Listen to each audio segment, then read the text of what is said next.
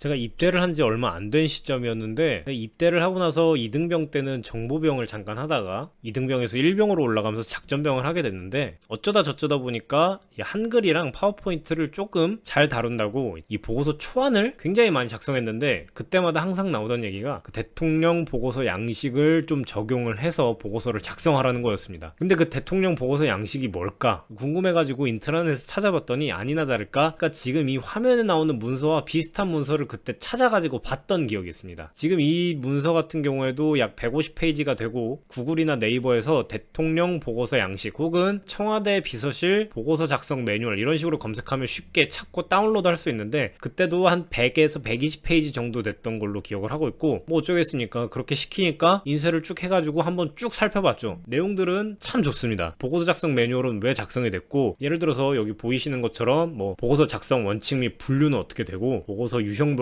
어떻게 작성을 해야 되는지, 심지어는 이런 보고서를 어떻게 작성했는지 이런 작성 사례들까지 굉장히 자세하게 나와 있어가지고 줄줄줄줄줄 봤죠. 일개 작전병으로 업무를 하고 있어도 그래도 칭찬받으면 기분도 좋고 열심히 봤죠. 근데 나중에 생각해보니까 보고서를 제가 작성하는 게 아니잖아요. 저는 보고서 서식만 작성하는 거였지. 그래서 작전과장님이 원하는 거는 지금 화면에 보이시는 이 청와대 보고서 작성 매뉴얼에 있는 보고서 작성 원칙이나 혹은 뭐 문장 어떻게 쓸지, 기획 어떻게 할지, 구성 어떻게 할지 이런 게 문제가 아니었습니다. 작전과장님이 원하셨던 건 그냥 이거였죠. 대통령 비서실 보고서 표준 서식, 이거였습니다. 딴 게 아니라 그냥 이거였습니다. 그래서 이거에 맞춰가지고 보고서 서식을 작성을 했죠. 근데 이게 웬걸? 작전과장님이 원하셨던 건 이런 모양이 아니라 실제로는 이런 모양이었습니다. 제가 이미 군생활을 하던 2008년만 해도 대통령 보고서 양식 혹은 청와대 비서실 보고서 양식은 약간 아웃데이트 됐던 느낌이 있었기 때문에, 이거를 또 읽고 읽으면서 군대에서 워드나 한글을 좀 다뤄봤다고 하는 사람들이 이미 더 보기 좋게 만든 그런 서식들이 야금야금 퍼져 있었습니다. 심지어 보고서 양식은 헤드라인 M이랑 휴먼 명조 같은 서체를 사용을 했었는데, 또 군대에서는 희한하게 HY 경고딕이랑 HY 견명조를 굉장히 좋아해가지고 이 글꼴 위주로 사용을 했었는데,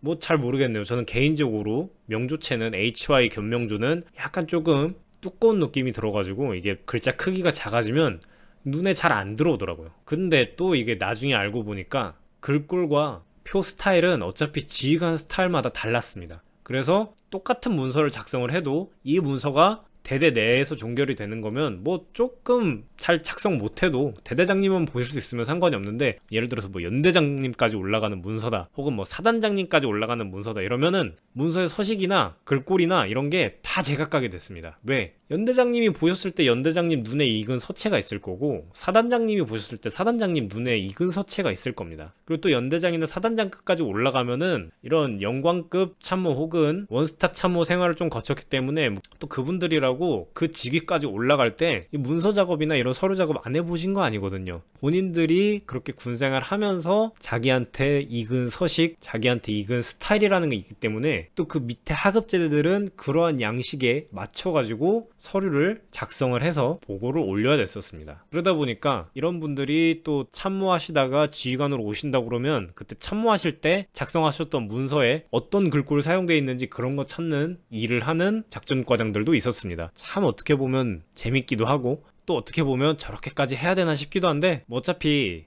회사나 군대나 이런 보고 문서 같은 거 만들 때 서식에 목숨 거는 거는 어차피 크게 다르진 않더라고요. 그러다 보니까 저도 그때는 조금 의아해했었는데 지금은 그냥 그러려니 하고 있고, 그래서 오늘 다뤄볼 거는 대통령 보고서 양식이라는 이 큰 틀의 내용에 대해서 한번 다뤄보겠습니다.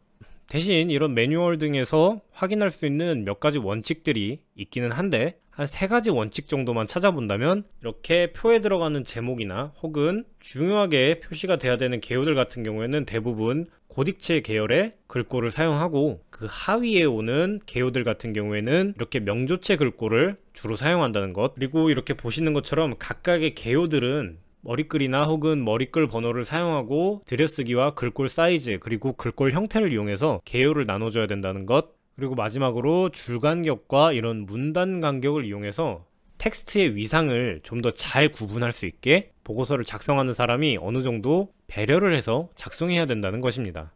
이런 원칙들이 절대적인 것은 아니지만은 최소한 청와대에서 작성하는 그런 양식이 아니더라도 여러분들이 기본적으로 문서를 작성할 때 일정 수준 이상의 보고서 양식을 작성할 수 있다라는 그런 개념으로 접근하시면은 앞으로 보고서를 작성하실 때도 많은 도움이 될 겁니다. 그래서 이런 보고서 표준 서식에 관한 내용들을 쭉 읽어보면은 뭐 어떤 것들은 무슨 서체를 사용하고 어떤 것들은 또 몇 포인트를 사용하고 날짜는 연, 월, 일을 생략을 하고 그 사이에 온점을 찍어가지고 표시를 한다거나 시간 표시는 24시 기준으로 작성을 한다거나 하는 것들은 그 조직의 특성에 맞게 사용해야 되는 그런 양식이기 때문에 여러분들이 보고서를 작성하시면서 크게 중점으로 둬야 될 것은 첫 번째로 각 개요에 들어가는 폰트를 선택할 때 중요하게 보여야 되는 제목 등의 글꼴과 쭉 읽어내려가면서 글줄로 읽어야 되는 내용들의 글꼴을 구분해서 사용하는 것, 그리고 그러한 글꼴들을 선택할 때는 항상 가독성을 염두에 두어야 한다는 것이 첫 번째고, 두 번째는 각각의 개요를 작성할 때는 들여쓰기와 글꼴 그리고 글꼴 크기를 이용해서 보는 사람으로 하여금 쉽게 구분해 주는 것, 그리고 마지막으로는 여기 보이시는 것처럼 줄간격과 문단 간격을 이용해서 각각의 내용 위상을 어느 정도 구분해서 쉽게 볼 수 있도록 가독성을 올려주면은 좋다는 것, 이런 것들 정도가 있습니다. 물론 대통령 보고서라는 이 매뉴얼 내용이 책으로도 출간이 된 걸로 알고 있는데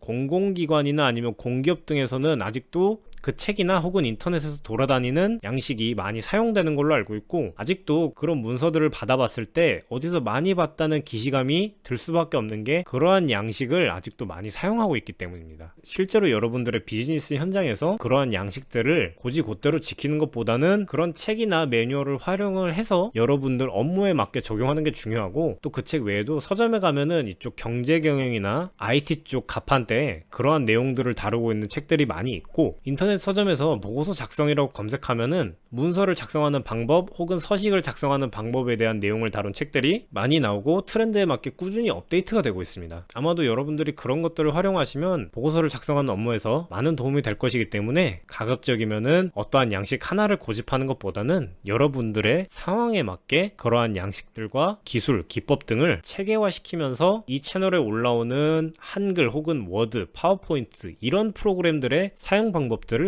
나름대로 잘 적용시켜 보시는 것이 더 중요합니다. 영상이 많은 도움이 되셨는지요? 도움이 되셨다면 좋아요, 구독을 눌러주시면 저에게 많은 힘이 됩니다.